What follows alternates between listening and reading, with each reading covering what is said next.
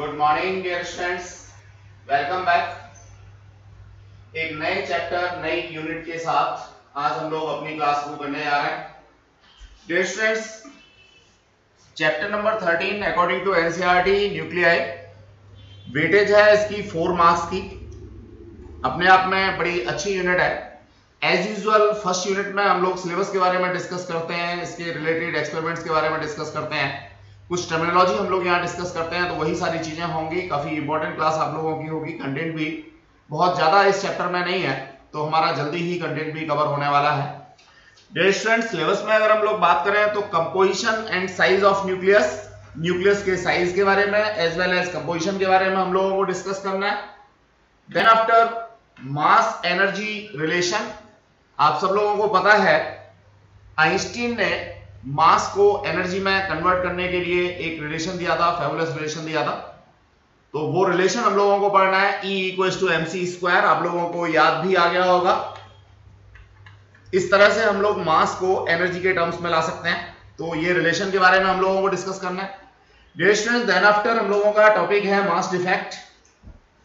Basically जब भी कोई न्यूक्लियर रिएक्शन होती है तो जो कॉन्स्टिट्यूएंट पार्टिकल्स होते हैं और जो प्रोडक्ट पार्टिकल्स होते हैं, इनके मास में कुछ डिफरेंस रहता है, यानी कुछ मास यहाँ डिफेक्ट हो जाता है, कुछ मास कम हो जाता है, रिड्यूस हो जाता है। तो इसी मास डिफेक्ट के बारे में हम लोगों को यहाँ पर डिस्कस करना है।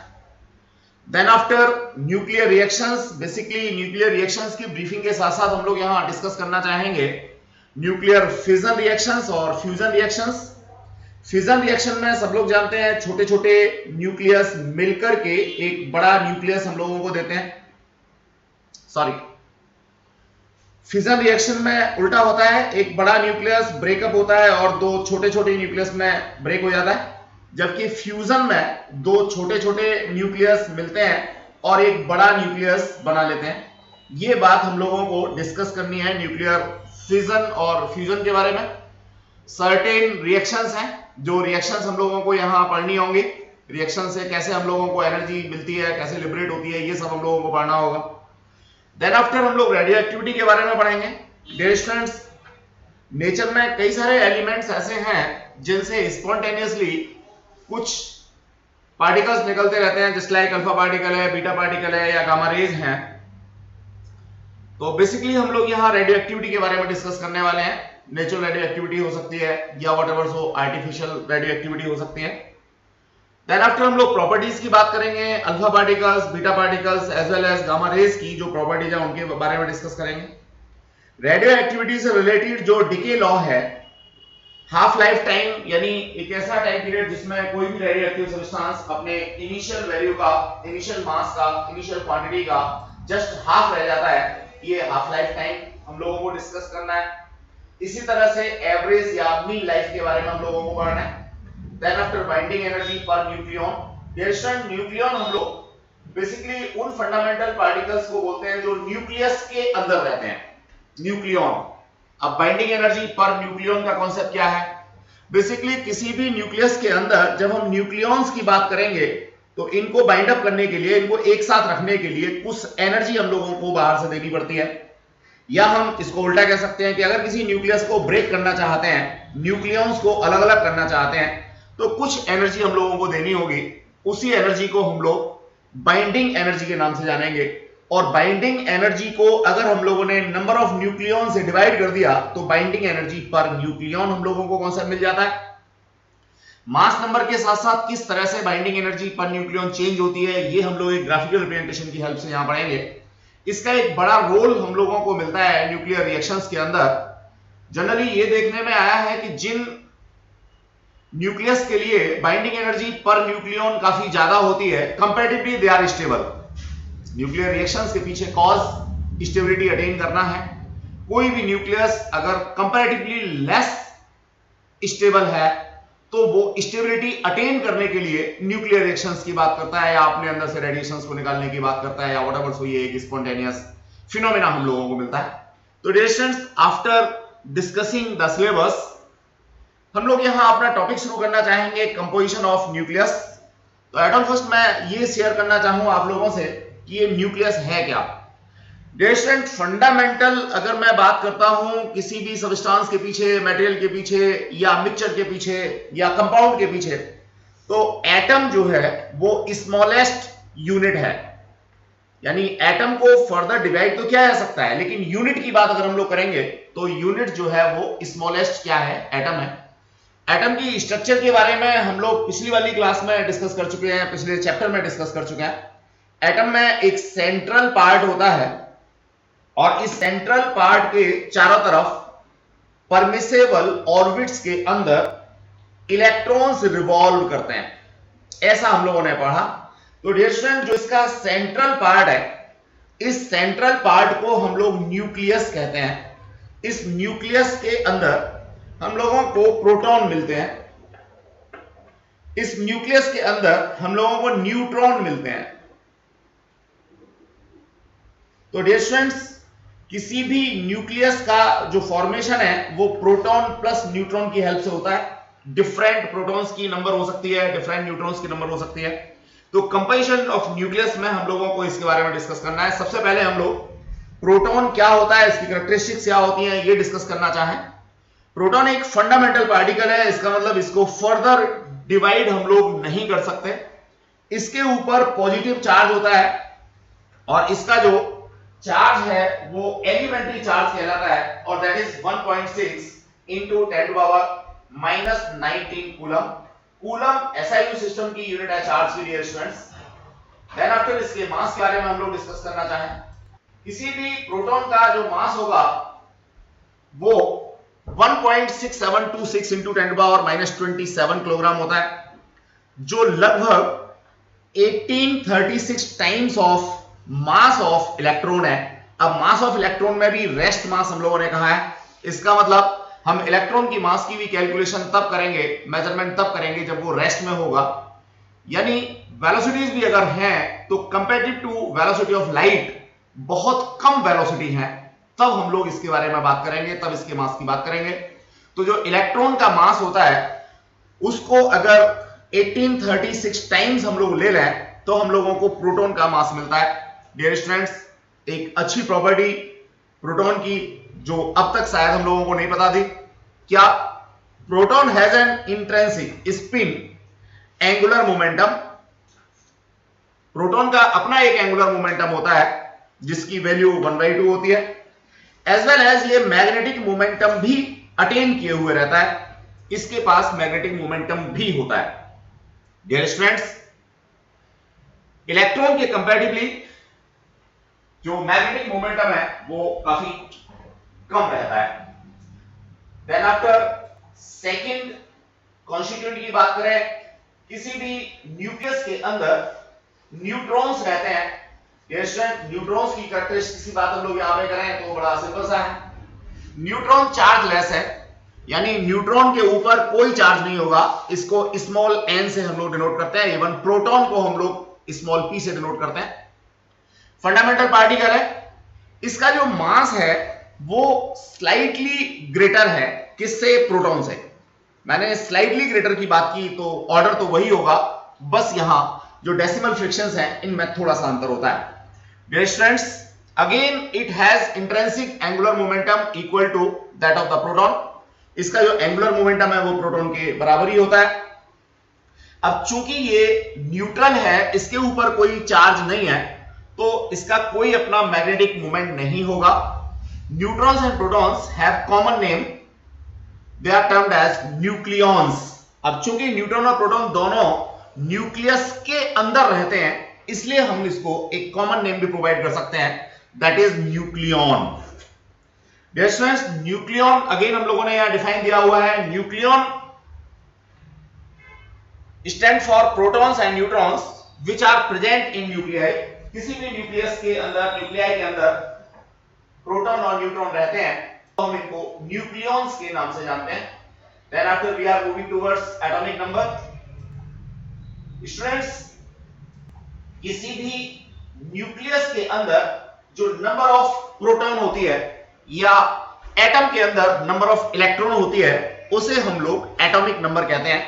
मान लीजिए ये न्यूक्लियस है और इसमें सपोज 4 प्रोटॉन्स हैं, अब 4 प्रोटॉन्स हैं तो इसका जो एटॉमिक नंबर होगा वो कितना हो जाएगा, 4 हो जाएगा।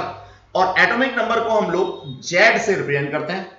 किसी भी न्यूट्रल एटम के अंदर जो नंबर ऑफ इलेक्ट्रॉन्स है वो भी नंबर ऑफ प्रोटॉन के बराबर ही होगा।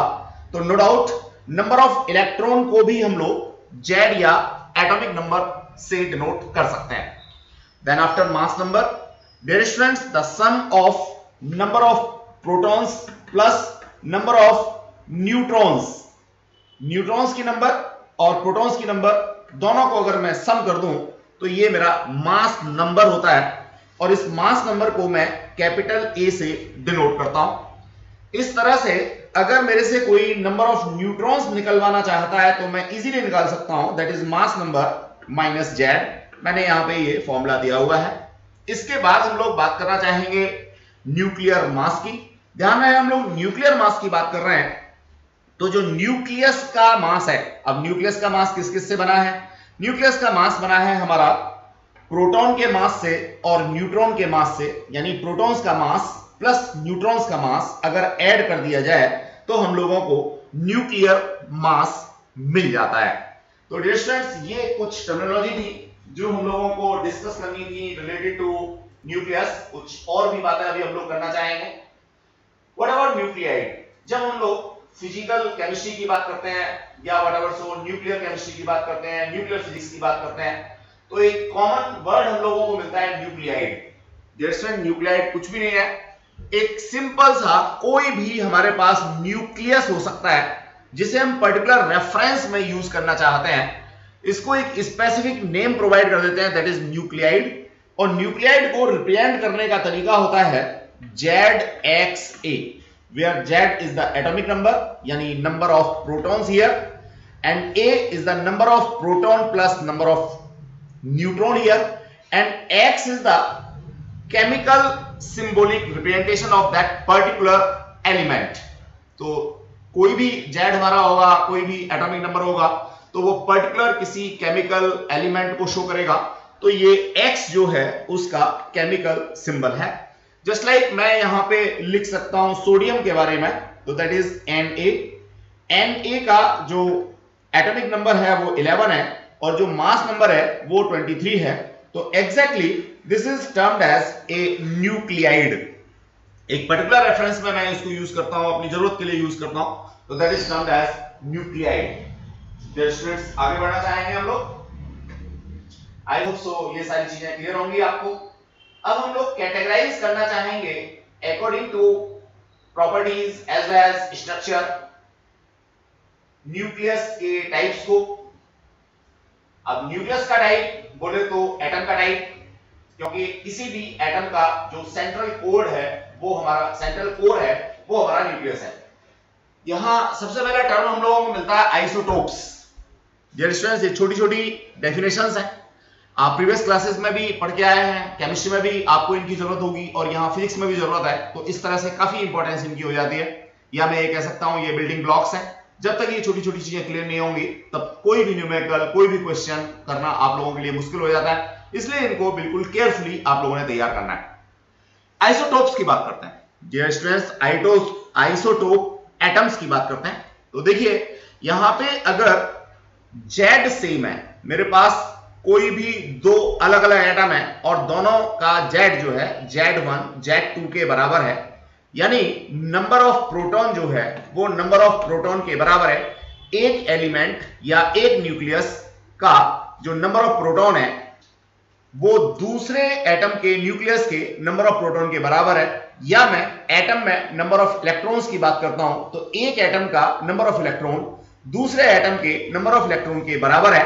तो ऐसी स्थिति में इसे हम लोग आइसोटोप कहेंगे। नो डाउट न्यूट्रॉन्स की नंबर डिफर होगी, नंबर ऑफ न्यूट्रॉन्स पहले वाले की बराबर नहीं होगी नंबर ऑफ न्यूट्रॉन्स सेकंड वाले के। तो ऐसी स्थिति में इसे हम लोग क्या कहेंगे, आइसोटोप्स कहेंगे। अब चूंकि जितनी भी केमिकल प्रॉपर्टी है वो जेड यानी एटॉमिक नंबर या नंबर ऑफ प्रोटॉन्स या नंबर ऑफ इलेक्ट्रॉन्स के ऊपर बेस्ड होती हैं, इसका मतलब जितने भी आइसोटोप होंगे सबकी केमिकल प्रॉपर्टी बिल्कुल सेम होंगी। As well as periodic table में जो उनकी पोजीशन है वो भी सेम होगी, क्योंकि पीरियोडिक टेबल में किसी भी न्यूक्लियस या किसी भी एटम की जो पोजीशन है वो निश्चित रूप से जेड के बेसिस पर डिफाइन होती है। जेड के बेसिस पर हम लोग उसको प्लेस करते हैं। तो इस तरह से अगर मैं आइसोटोप्स की बात करूं तो ये 4-5 पॉइंट मेरे को मिलते हैं। केमिकल एक्शन सब सेम होंगी, पीरियोडिक टेबल में पोजीशन बिल्कुल सेम होगी, नंबर ऑफ प्रोटॉन्स सेम होंगे, नंबर ऑफ इलेक्ट्रॉन्स सेम होंगे, लेकिन डिफर होगा ये रेड मार्क जो हमने किया है number of neutrons. Exactly dear students, जब नंबर ऑफ न्यूट्रॉन्स डिफर होगा तो जो मास नंबर है ए वो भी कैसा होगा, डिफर होगा। तो ये कॉन्सेप्ट था। अब इनके एग्जांपल्स की बात करें तो हाइड्रोजन है, प्रोटियम है, ये इसके एग्जांपल्स हम लोगों को मिल जाते हैं। केमिस्ट्री में हम लोग और भी बहुत सारे एग्जांपल्स को डिस्कस करते हैं। डियर स्टूडेंट्स, ये यहां एक डायग्राम की फॉर्म में भी हमने दिखा रखा है। अब हम लोग आगे बढ़ना चाहेंगे। एटॉमिक मास चूंकि इनका डिफर है तो ऐसी स्थिति में जितने भी आइसोटोप होते हैं उन सबका एक वेटेज्ड एटॉमिक मास हम लोग कंसीडरेशन में लेते हैं। जैसे क्लोरीन का लिया है तो क्लोरीन का वेटेज एटॉमिक मास हमने निकाला है, दैट इज 35.50। दो आइसोटोप क्लोरीन के मिलते हैं, एक हमें मिलता है 35, दूसरा मिलता है 37। Then after we are moving towards isobar. Dear students, थोड़ा सा डिफर। क्या आइसोबार्स में जो मास नंबर है वो सेम होगा, यानी जो ऊपर हम लोगों ने आइसोटोप्स के लिए पढ़ा था उसका ऑलमोस्ट उल्टा। मास नंबर सेम होगा लेकिन एटॉमिक नंबर जो है वो डिफर होगा। जैसे ही एटॉमिक नंबर डिफर होगा तो हम लोग इस बात को समझेंगे कि जो पीरियोडिक टेबल है उसके अंदर इनकी पोजीशंस बिल्कुल डिफर होंगी, अलग अलग जगह पे प्लेस होंगे, एज वेल एज जो केमिकल प्रॉपर्टीज हैं वो भी बिल्कुल डिफर होंगी। तो ये कॉन्सेप्ट हम लोगों को मिलता है। एग्जांपल की बात करें तो यहाँ पे 1H3 है, 2He3 है। अब देखिए यहाँ 3 मास नंबर, यहाँ 3 मास नंबर सेम मिल रहा है, तो मैं इनको आइसोबार्स के नाम से जानता हूं। बिल्कुल इसी तरह से मैं आइसोबार यहां पे डिस्कस करता हूं, किसका, क्लोरीन का और सल्फर का। ये यहाँ पे 37, ये यहाँ पे 37। तो आइसोबार क्या होते हैं, आई होप सो ये बात आप लोगों को समझ में आ गई होगी। तो अब होमवर्क की बात करें तो आप जो है पूरी पीरियोडिक टेबल को देख करके उसमें आइसोबार्स सेपरेट करके लिखे हैं, आप जो है आइसोटोप्स को सेपरेट करके लिखे हैं।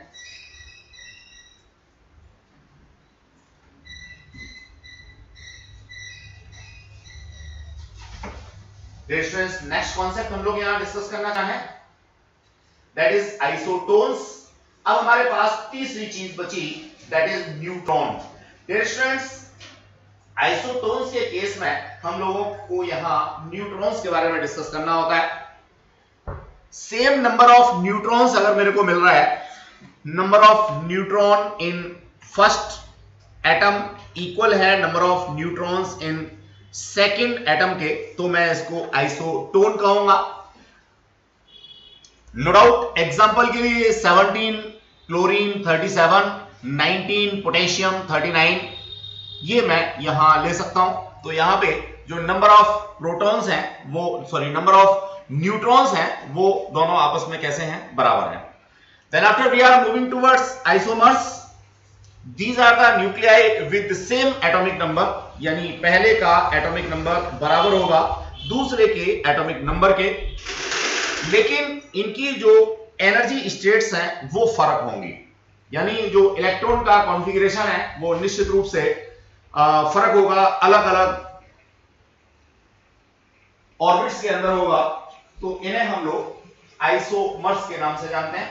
तो जस्ट फॉर ए शेक ये टर्मिनोलॉजी है जिसकी जरूरत हम लोगों को रहती है, इसलिए हम लोगों ने यहाँ पे डिस्कस किया। डियर स्टूडेंट्स, नेक्स्ट हम लोगों का आता है दैट इज एटॉमिक मास। अब देखिए, एटॉमिक मास एटम से रिलेटेड है, नो डाउट। जब भी हम लोग एटॉमिक मास की बात करेंगे तो इलेक्ट्रॉन के मास को ऑलमोस्ट हम लोग नेग्लिजिबल कर देते हैं। इलेक्ट्रॉन का एक क्लाउड होता है न्यूक्लियस के चारों तरफ, तो हम लोग जो इलेक्ट्रॉनिक मास है इसको यहाँ पे कंसीडरेशन में जनरली नहीं लेते, या ये बहुत कम होता है। तो एटॉमिक मास की बात हम लोग करते हैं तो इसका मतलब सीधा सीधा जो न्यूक्लियस का मास है उसी को नॉर्मली हम लोग यहां पे डिस्कस करते हैं। अब एटॉमिक मास को मेजर करने के लिए हम लोगों ने एक नई यूनिट यहां पे डिस्कस की है, क्योंकि एटॉमिक मास कंपैरेटिवली काफी कम होता है, तो जो SI सिस्टम है एटॉमिक मास की वो तो किलोग्राम ही रहेगी, लेकिन चूंकि ये बहुत छोटी है इसलिए हम लोग एक नई यूनिट यहां पे लेकर के आते हैं और उस नई यूनिट को नाम हम लोग यहां पे देते हैं atomic mass unit. That is what atomic mass unit, और इसका सिंबॉलिक रिप्रेजेंटेशन है AMU। आपको कैपिटल AMU नहीं लिखना वरना तो ये अलीगढ़ मुस्लिम यूनिवर्सिटी बन जाएगा, तो ये अलीगढ़ मुस्लिम यूनिवर्सिटी नहीं है बच्चों, ये एटॉमिक मास यूनिट है। इवन अगर आप यहां पे ये डॉट्स लगाते हैं तो और भी अच्छा रहेगा। अब ये 1 एटॉमिक मास यूनिट है क्या, जरा ये हम लोग समझने की कोशिश करेंगे। डियर स्टूडेंट्स, अभी हम लोगों ने आइसोटोप्स की बात की थी, तो कार्बन का एक आइसोटोप हम लोग लेते हैं C12। कार्बन के कई सारे आइसोटोप्स हैं, उनमें से एक आइसोटोप चूंकि ये कंपैरेटिवली ज्यादा स्टेबल होता है, तो मैंने कार्बन का आइसोटोप लिया C12। अब C12 का मास मैंने ग्राम में कंसीडर किया और इस मास को मैंने 12 से डिवाइड कर दिया, तो जो भी मेरे पास आएगा इसे मैं 1 एटॉमिक मास यूनिट कहूंगा। फिर मैं इसको रीडिफाइन करता हूं डियर स्टूडेंट्स। मैंने कार्बन का आइसोटोप लिया C12 का मास मेजर किया और उस मास को मैंने ग्राम में लिखा, ग्राम में मेंशन किया और उसको 12 से डिवाइड कर दिया, तो जो भी मेरे पास रिजल्ट आएगा उस रिजल्ट को मैं कहता हूं 1 एटॉमिक मास यूनिट। और ये रिजल्ट अप्रोक्सीमेटली 1.992678 इंटू 10⁻⁻26 किलोग्राम आता है। तो 1 एटॉमिक मास यूनिट को अगर मैं किलोग्राम में SI सिस्टम में कन्वर्ट करता हूं तो दैट इज द कैलिब्रेशन। आप याद रखेंगे, बहुत अच्छी बात है, याद करने की अलग से जरूरत नहीं है, कई सारे न्यूमेरिकल्स हम लोग करते हैं तो ऑटोमेटिकली ये हम लोगों को याद हो जाता है। डियर स्टूडेंट्स, अब हम लोग आगे बढ़ना चाहेंगे। 1 एटॉमिक मास यूनिट को हमने यहां डिफाइन किया, कैसे कैलकुलेट करेंगे ये भी हम लोगों ने यहां समझाने की कोशिश की। That is 1.660565। थोड़ा सा मैं यहां चेंज करना चाहूंगा, एग्जैक्टली 1.992678 इंटू 10⁻⁻26 किलोग्राम जो है वो कार्बन 12 का मास है किलोग्राम में। अब इसको अगर मैं 12 से डिवाइड करता हूं, 12 से डिवाइड करता हूं तो मुझे एटॉमिक मास यूनिट मिलेगी, और ये एटॉमिक मास यूनिट निकल के आती है 1.660565 into 10⁻⁻27 kg। That is near about to mass of proton. तो I hope so dear student, अब इसमें कोई मिस्टेक आप लोग नहीं करेंगे। 1 एटॉमिक मास यूनिट आपको क्लियर हो गया होगा। आगे बात करते हैं हम लोग इलेक्ट्रॉन वोल्ट की। इलेक्ट्रॉन वोल्ट के बारे में हम लोग काफी दिनों से पढ़ते आ रहे हैं, 11th में भी हम लोगों ने डिस्कस किया था, यहां भी पढ़ते आ रहे हैं। फिर समझिए इलेक्ट्रॉन वोल्ट होता क्या है। मान लीजिए मेरे पास ये कोई 2 टर्मिनल है, इन दोनों टर्मिनल के बीच में जो पोटेंशियल डिफरेंस है वो 1 वोल्ट का है। सपोज ये 12 वोल्ट पे है, ये 11 वोल्ट पे है, तो इन दोनों के बीच में जो डेल्टा V है, चेंज इन पोटेंशियल है, वो 1 वोल्ट है। अब अगर मैं एक इलेक्ट्रॉन को यहां छोड़ दूं तो ये under influence of this potential difference 1 volt दौड़ना शुरू करेगा दूसरे प्लेस की तरफ। तो ऐसी स्थिति में जो भी इसको एनर्जी मिलेगी या जो भी वर्क डन इसको मिलेगा या ये वर्क डन करेगा, अब कब करेगा और कब मिलेगा ये बात हम लोग पोटेंशियल डिफरेंस वाली जो यूनिट थी, हमारी फर्स्ट यूनिट थी, उसके अंदर सारी चीजें डिस्कस कर चुके हैं, तो मैं यहां अब दोबारा से ब्रीफ नहीं करूंगा। तो डियर स्टूडेंट्स, बात इतनी सी है कि अगर एक इलेक्ट्रॉन को 1 वोल्ट के पोटेंशियल डिफरेंस से एनर्जिएट किया जाए तो जो भी एनर्जी का कॉन्सेप्ट आएगा उसे हम लोग 1 इलेक्ट्रॉन वोल्ट के नाम से जानते हैं, और ये प्रैक्टिकल यूनिट है, इवन एनर्जी की स्मॉलेस्ट यूनिट है, एनर्जी के लिए ये स्मॉलेस्ट यूनिट है। इसकी जरूरत हम लोगों को यहां काफी ज्यादा होने वाली है। अगर मैं इसको SI सिस्टम के जूल में कन्वर्ट करना चाहता हूं तो 1 electron volt equals to 1.602 into 10⁻⁻19 joule. Even that इसको थोड़ा सा एनहांस करने के लिए, बड़ा करने के लिए 1 मिलियन इलेक्ट्रॉन वोल्ट का भी कॉन्सेप्ट मिलता है। Capital M stand for 10 to power 6। तो डियर स्टूडेंट्स, मिलियन बोले तो 10 टू पावर 6। अब चूंकि यहां कैपिटल एम है तो सिंपल सा, अगर मैं 1 इलेक्ट्रॉन वोल्ट को 10 टू पावर 6 से मल्टीप्लाई कर दूंगा तो मुझे 1 मिलियन इलेक्ट्रॉन वोल्ट मिल जाएगा। बड़ा फेबुलस यूनिट है। अभी पिछले चैप्टर में हम लोगों ने डिस्कस किया था कि जो आयोनाइजेशन एनर्जी है वो हमारी 13.6 इलेक्ट्रॉन वोल्ट होती है किसी भी ग्राउंड स्टेट के इलेक्ट्रॉन के लिए। तो ये कॉन्सेप्ट हम लोगों ने पढ़ा था डियर स्टूडेंट्स। बिगर यूनिट की बात करते हैं तो मिलियन इलेक्ट्रॉन वोल्ट को आगे एक्सप्लेन कर रखा है। बड़ी आसान सी चीजें हैं, कंटिन्यूअस हैं, कॉम्प्रिहेंसिव हैं। अब किसी बच्चे को ऐसा लगता है कि एक दिन में बहुत ज्यादा कुछ पढ़ लिया, तो ऐसा नहीं है डियर स्टूडेंट्स। सपने तो सबके होते हैं आईआईटी और नीट के, लेकिन काम जो करेगा सिलेक्शन उसी का होगा। नेक्स्ट रिलेशनशिप की बात करें डियर स्टूडेंट्स हम लोग। Relation between AMU and million electron volt, ये 10th में भी हम लोगों ने किया था। फिर यहां कॉन्सेप्ट आ गया, तो इस कॉन्सेप्ट को मैं यहां फिर से एक बार डिस्क्राइब करना चाहूंगा डियर स्टूडेंट्स। देखिए, आइंस्टीन की मास एनर्जी इक्विवेलेंस मेरे पास है E = mc²। E यहां पे जूल में मेरे पास आएगा अगर मास मेरा किलोग्राम में है, और C यानी वेलोसिटी ऑफ लाइट मीटर पर सेकंड में है। यानी सब कुछ SI सिस्टम में अगर है तो मेरे पास ये कॉन्सेप्ट क्लियर है। मैं यहां कैलकुलेट भी इसी तरह से करना चाहूंगा। मास 1 AMU मेरे को डिस्कस करना है, 1 एटॉमिक मास यूनिट करना है, तो मैं ऊपर निकाल चुका हूं, दैट इज 1.66 × 10⁻⁻27। ये मैंने मास डाला। C की बात करें तो that is velocity of light in SI system, इसको स्क्वायर किया। अब स्क्वायर करने के बाद, मल्टीप्लाई करने के बाद मेरे को जो कॉन्सेप्ट मिलेगा वो किस में मिलेगा? जूल में मिलेगा। मैंने यहां मेंशन भी किया हुआ है। अब एक छोटा सा रिलेशन मेरे पास है, क्या 1.6 × 10⁻⁻19 जूल = 1 इलेक्ट्रॉन वोल्ट। इस रिलेशन को यूज करते हुए मैं अपना आंसर इलेक्ट्रॉन वोल्ट में निकाल सकता हूं। यानी मैंने सिंपल सा 1.602 × 10⁻⁻19 से जूल को डिवाइड किया तो मेरे को इलेक्ट्रॉन वोल्ट में आंसर मिल गया। अब इलेक्ट्रॉन वोल्ट वाले आंसर को अगर मैं 10⁻6 से मल्टीप्लाई कर दूं तो मेरे को मिलियन इलेक्ट्रॉन वोल्ट मिल जाएगा। सिंपली मैंने इलेक्ट्रॉन वोल्ट के आगे कैपिटल M लगाया है और कैपिटल M स्टैंड फॉर 10⁻6।